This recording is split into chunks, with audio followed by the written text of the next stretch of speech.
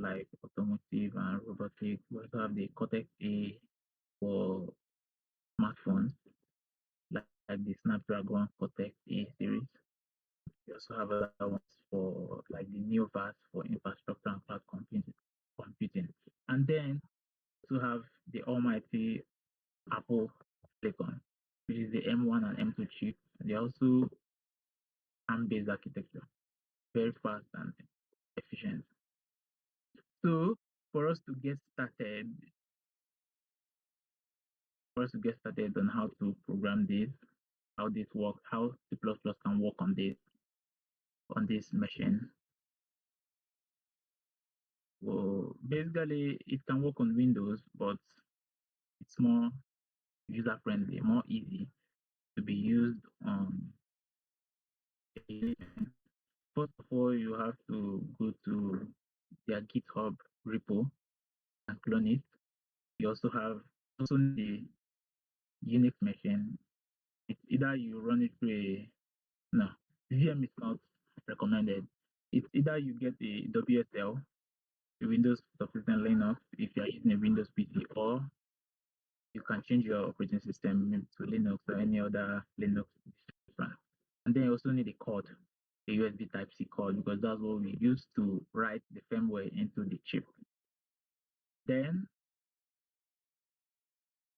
for us to be able to do this thing efficiently, we'll have to install the CMake, have to install the GCC, that is a compiler that is suitable for the ARM architecture, and also the Visual Studio Code integration if you're using Visual Studio. But there are still alternatives if you're not using Visual Studio.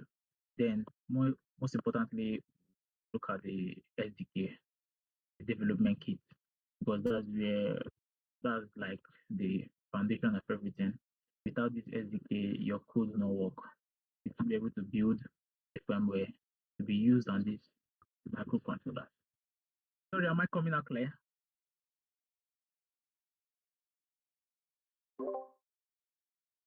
Yes, sir. All right, thank you. So for sorry, okay, just like I said, we have to install all of these dependencies for it to work. This is the code for it. You sudo and install all of them at once. Yeah. You can also, yeah, in part of this command, there's the Python 3. So Python can also be used to write to this firmware. You can use it to write really good code, very simple. Of course, Python is quite human friendly as compared to other ones. So that's it. Later on, I will share the slide so anyone who is interested can just test it out and see how it works. Now, for you to be able to do this, you have to prepare your Pico SDK. Yeah, I should have put I should have put I think a step on how to run this tool chain, more like this SDK, to compile it. But it's been a while since I did that, so I was running out of time anyway. But that, by the way, maybe later on we'll look into that. So first of all, we'll create a directory called Pico with the make directly command. Then this is my name, so you can remove it and put yours or whatever your whatever that is available on your PC. You can just use the command. Okay, you move your Pico SDK into the folder. So if you create this folder, this general folder Pico, you have to move or you have to clone the Pico SDK into the folder, And inside that same folder, you'll create another directory where your projects will reside. Let's say make directly my project. So the Pico SDK will be on a separate folder. Your own personal project will also be on a separate folder. And this is just so that everywhere will be clean. At least you'll be able to track your build files and so on. So this is the directory structure. Inside the Pico directory, you create the Pico directory. Inside it, you add your Pico SDK. You clone your Pico SDK inside there. You also create your my project, and then inside my project you can have your different projects like maybe Blink Temple, and inside your Blink Temple you also have other files necessary to compile your code. Now, inside this Blink Temple, you have something like the cmake list.txt. You have the Blink, your cpp file. You also have the build directory where your firmware, your update files, your binary files will be residing. So I think at this point I would like to do a just a little hands-on experience. Uh, um,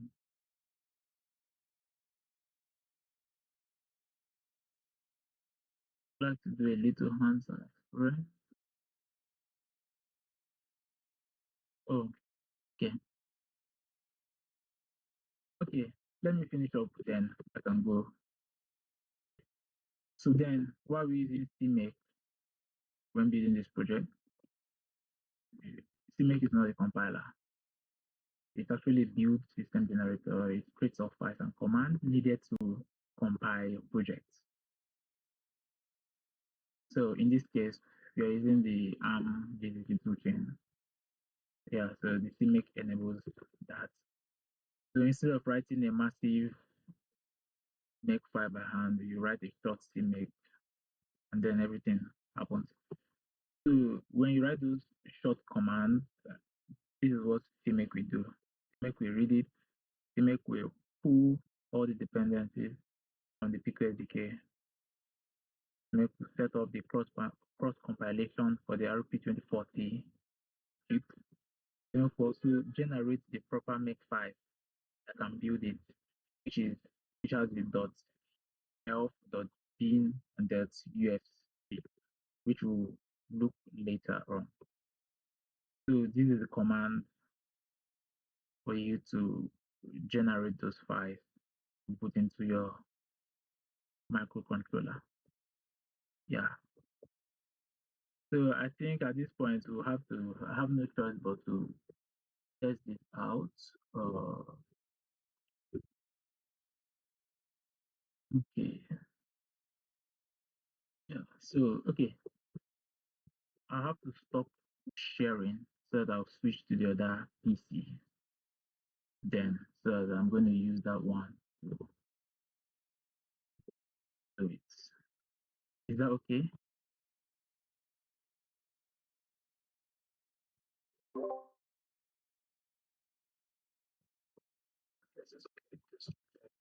Okay, okay.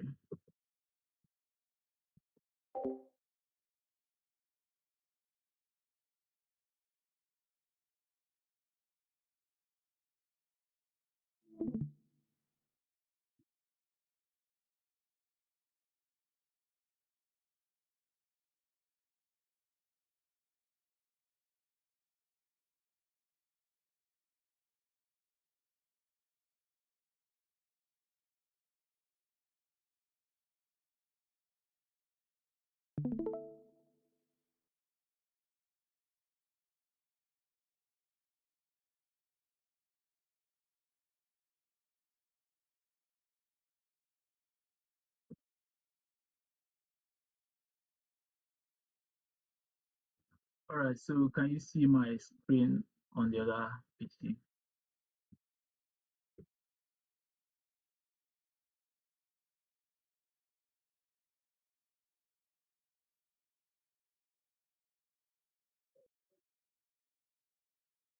Sorry? Can you see my screen on? I'm trying to.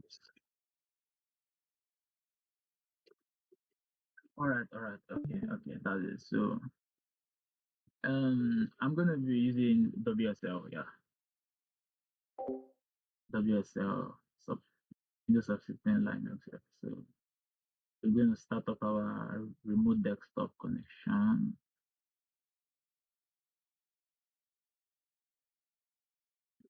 Start. So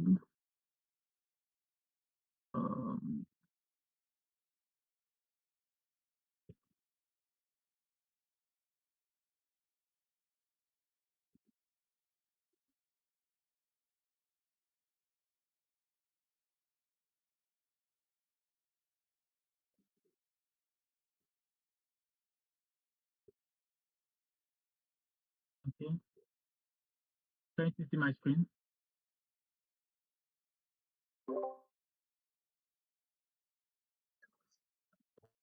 All right. All right. Right. So we're gonna start with open VS Code.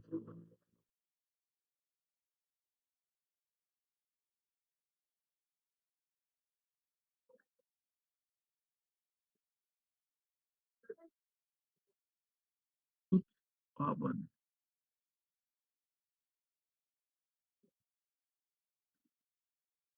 No, no, no, no.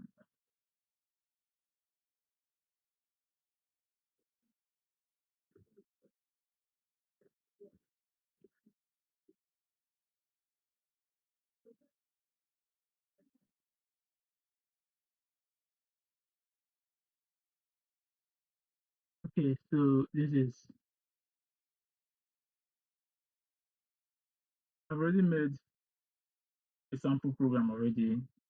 So this is the directory structure, just like I said earlier. Yeah, so we have this is CPP demo. It's more like a file for the project for the meetup. Then inside it we have our list, and then we have our code, which is the demo.cpp. So what does this code do? So basically the code, what it does is that it makes use of the onboard pin, which is pin 25, and then it blinks the light. So so there's a uh, there is a hold on, let me see if I can turn on my camera there. Sorry, I'm making this a little bit uncomfortable for all of you, but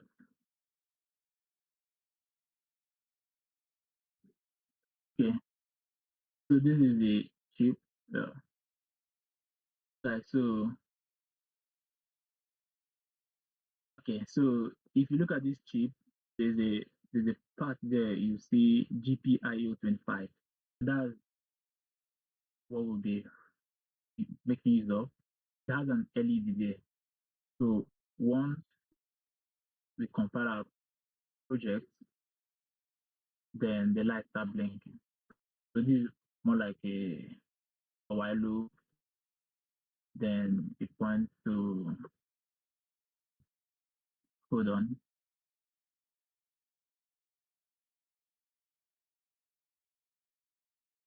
So let's say I want to get already I have my Pico SDK in my directory. Then I want to see this function. This function is coming from. I can just control click or command click, and then it gets me to a particular module. So this is the module here, and then if you can see, the module has two parameters. The function has two parameters, which is the one is a boolean, 0 or 1, true or false, and then the other is an unsigned integer. So basically that's the same thing that happened here. So this we are passing the LED pin, which is 25, and 1, which is on, to this function. So what does it do? When it is passed, it turns on, and then after 500 milliseconds, it turns off. It turns on for only 500 milliseconds, then it turns off again. Then it turns on again with the same interval, 500 milliseconds. So that 500 milliseconds, roughly, if you can see the comment here, is 0.5 seconds because we are converted to raised to power minus 3. So this is basically 0.5. So after every 0.5 seconds, it turns on and off, on and off, on and off, on and off, on and off. So that's basically what it does. So let's just do a little do a little sample and run the code and see what happened.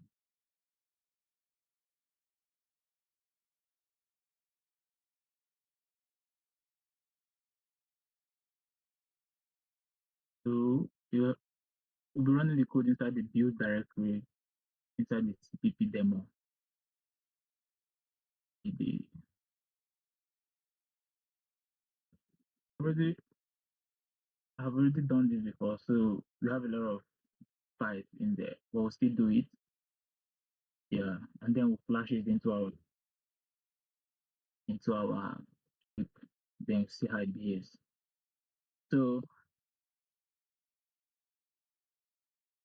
the of course to run it, I don't have those commands on my head. Yeah.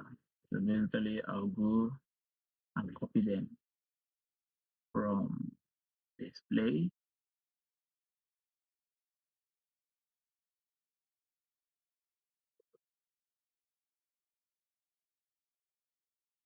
Yeah, so this is the command. You just copy it just so so after this I'm going to explain what those commands mean. Yeah. So, yes.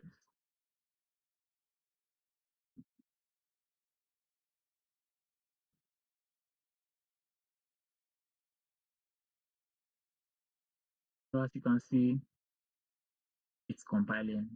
Uh, Not yet done. It's okay. It's been compiled, but then I have to. We want to build the firmware, which is the .uf2 firmware. So to do that, we'll make use of the make, then the J4, as in the flag. For that J4 is mainly for if you have higher core. If you have a higher core on your PC, make use of that for faster compilation. So let's say make J4, sorry. So what this do is that what this command does is I've already built it before, so that's why it's so fast. So what it does is basically just generates the binary and the firmware that will put into the flash, that will put into the chip. So now we have all our files ready. Let's get the directory. As you can see the command demo.bin. You can see demo.elf. You can also see demo.uf2. That's basically what we're going to use to put into this flash, or so to say, microcontroller. So yeah. Anyway, so back to where we are now. This directory, like the essence of this command, the first command is it tells CMake where the SDK is.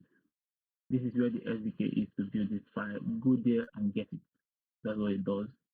And then yeah, the other command basically, do I really know what that does? Yeah, I think I do. Okay.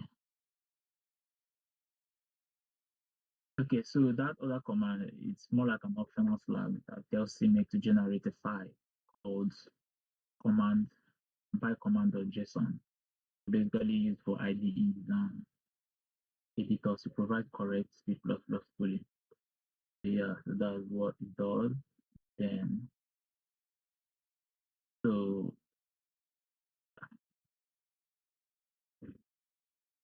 so this is the next step.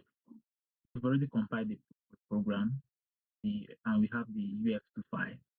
So the next thing is we need to load it into the bootloader mode.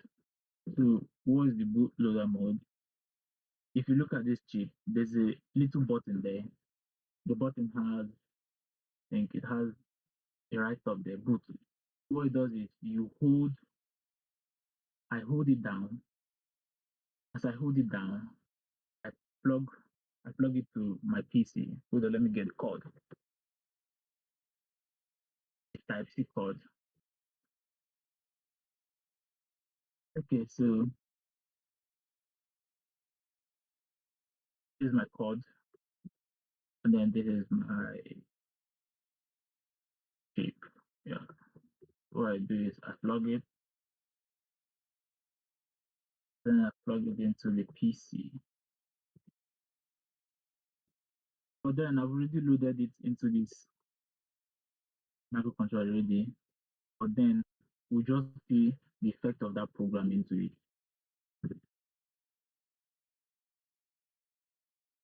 So this is the blue light. That shows that it has been booted into this device. So the interval which that thing goes on and off is 0.5 seconds. So of course I did not show how I did it, but it's something that maybe can be tried later on if you're interested in it. So the other red light signifies that there is power to the microcontroller. And the blue light is the GPIO pin that we wrote our program. Uh, so yep. Okay, so basically that is the, of course, for as time goes on, I'm going to basically do more projects, more complex projects, and then I will share it with the community, and then we'll see how we can work with it. So you can, I think I was trying something. So I was trying something with it, and then I got like a breadboard. So a breadboard and some LEDs and so on. So we've been experimenting, but maybe sometime next year I still have to talk about it again. So basically, this is how C++ breeds on bare metals. This is just more like a basic. This is just basic, not so much complex. And so this will come to an end of it. And if you have any questions, you can feel free to ask. So sorry for the glitches, sorry for the inconsistency. I hope this doesn't happen next time. So yeah, thank you very much.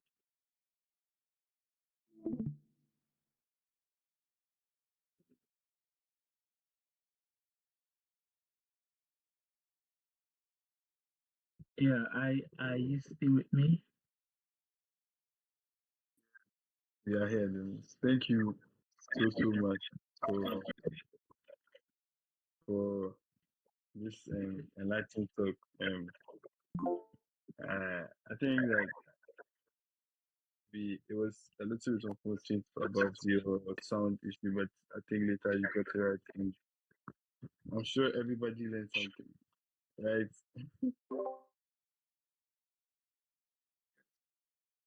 Yeah, so for a more detailed talk, I'm going to make a little documentation on how everything works, then post it on the community. So it's not difficult. It's not difficult. It's just something you can play around with. Yeah. So, but along the line, time goes on. I can still make some complex projects and also see how it works, write more complex programs, and then yeah, basically that's it. Of course, I should have talked about the ESP32, but I there's no time for that. Yeah. So I got the chip and still working on it anyway. So if you have any questions, you can close it up. Thank you very much.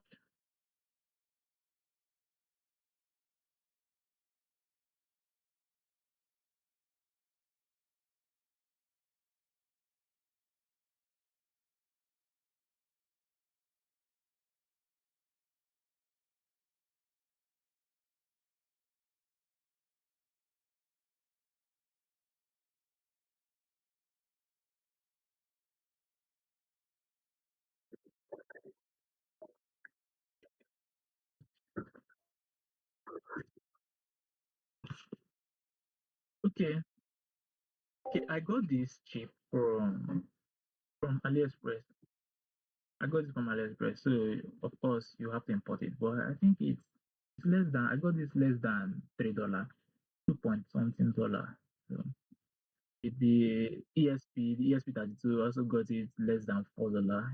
It's a bit costlier, but yeah, it's not something you can just walk into a store. The only thing you can see in a store is the Arduino. Yeah, I think I saw Arduino before some time ago. Arduino. And then you also see a Raspberry Pi, but older versions. If you're looking to experiment with newer versions, you have to import it. I think except you go for a bigger stores. Of course, I don't know the stores around Nigeria, so I'm going for what I do. Alright.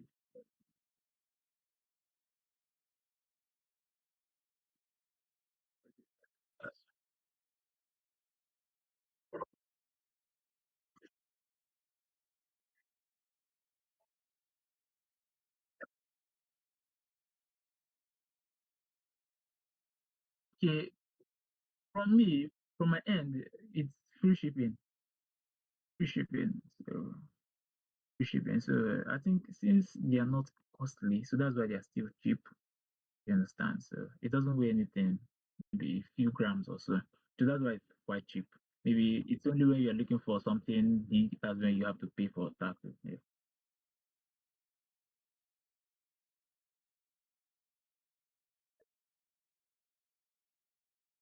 2 weeks, 2 weeks, 2 weeks, 2 weeks.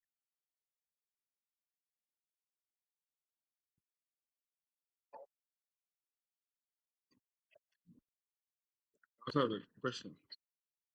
I wanted to ask that, okay, so this is a very isolated hardware, right? But do you think it's possible to that people can also do such experiments on, like, how easy do you think it will be that people can do such experiments on our normal PCs that we have that is so well calculated, like our normal Windows machine or Mac or whatever?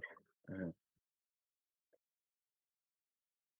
Um, I'm sorry, I didn't get that properly. Can you please rephrase it? Or in your talk, the use of the hardware choice that you used, look like it gave you so much control of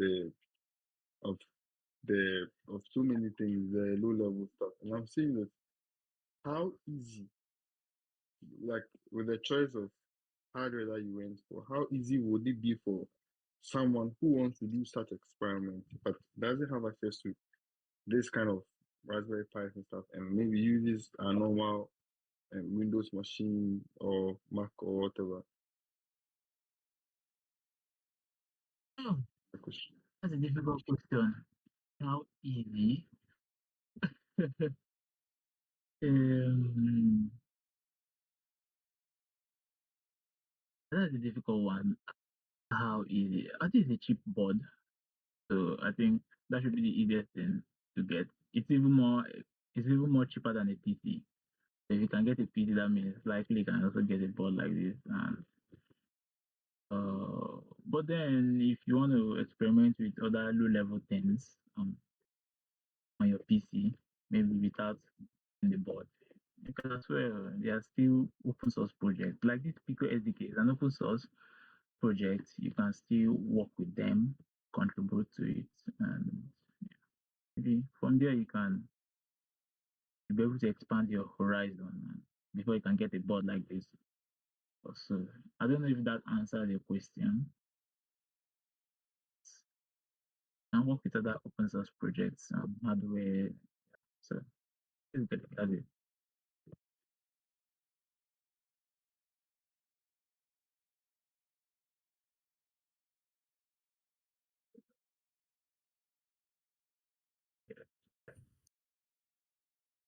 Mine is to ask if you can do IoT related projects with that device.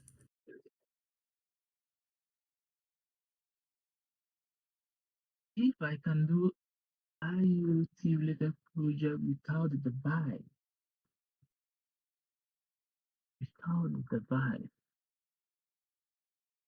yes, With the device. Okay, with the device. Okay, yes, of course, you can. Of course, you can. I think this gives you like more like an authority, like to interface with other hardwares or other things. I don't know if you get me, but then it's more like the middleman. These devices are just like the middleman between how you interact with other IoT devices or how you can control them. And it's not something you can just do like that. You must have some level of hardware experience for you to do it without a device like this. But then this gives you that, just like a middleman, just gives you more like an easy way, an easy path to control your device and be in control of them. So yeah, that's it. This is not the only devices available. There are a lot of complex ones. This is just one of the cheapest, if not the cheapest. E- There are, I think, there was a time I spoke with Emmanuel some time ago. So I showed him some devices. They were quite very expensive, like maybe $100 plus, $100 plus. So those ones still good, but then to start with something, maybe if you want to get knowledge, just want to play around, just want to understand the basics of how IoT and low level works, you can start with this. Okay, thank you.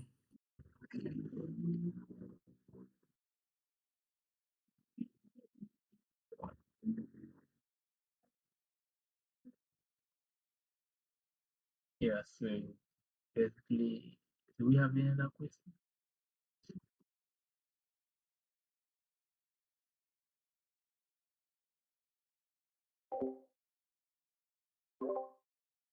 Any other question?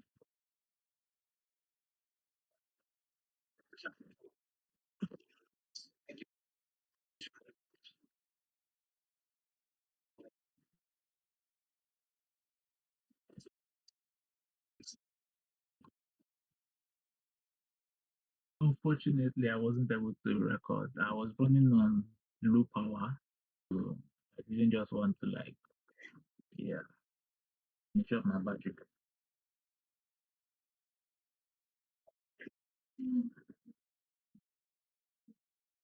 Okay, so the next meetup will be next month.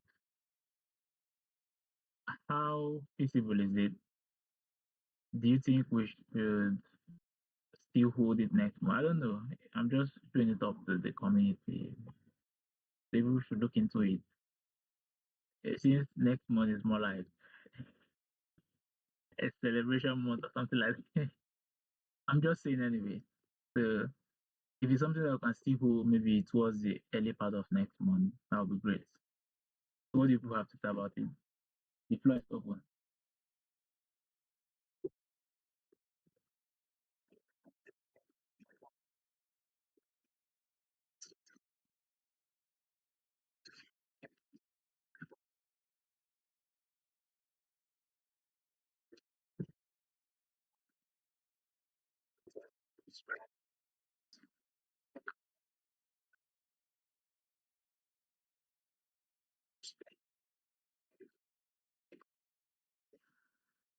All right.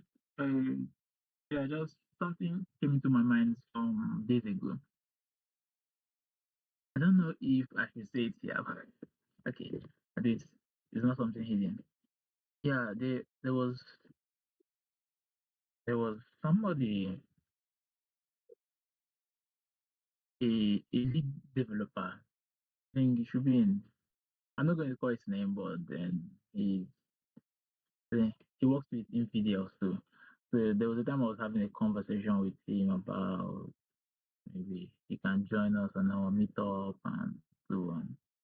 So he said okay, that whenever we are ready, that we should let him know. So when do you think we can bring him in? Maybe give us a little talk. Maybe on something he's working on or something like that.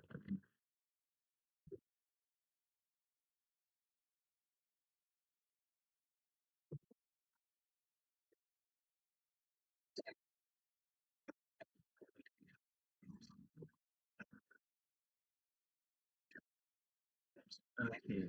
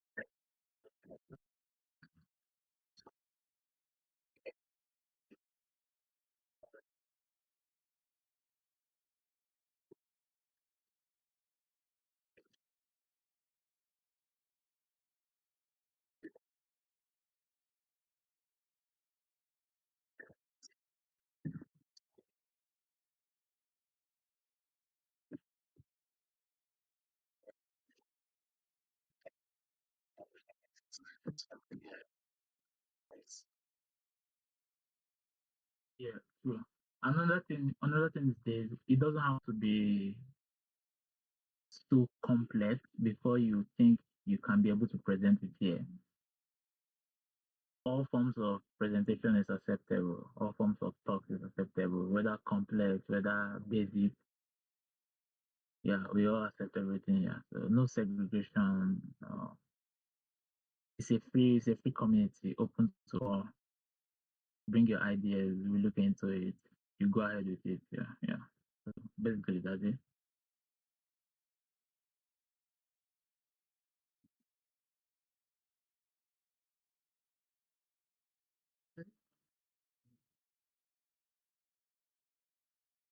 Okay, so I mentioned last time, yeah, hello everyone. Last time I had uh one thing to present on, which was semantic semantic searching or similarity searching in maybe C++ applications, something like that. So I haven't worked on the open source repo that I have out there, the implementation there, but maybe next year or so, I could also present on that. I'll update you guys. All right, that would be great. Um,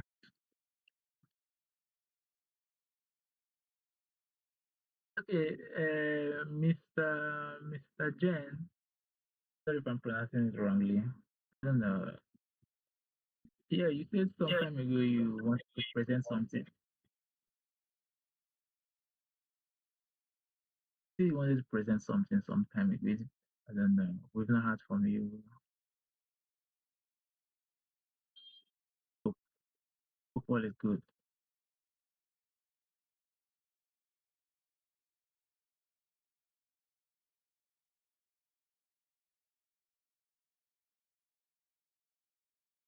And also Emmanuel too.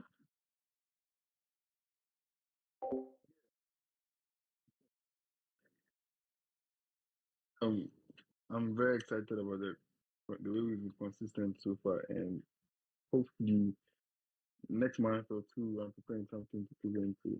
Maybe if not next month, next month. Yep. So mostly about stuff. That's something I'm preparing. Like, if not next month, then next month I'll be ready to present it. So I'll let you.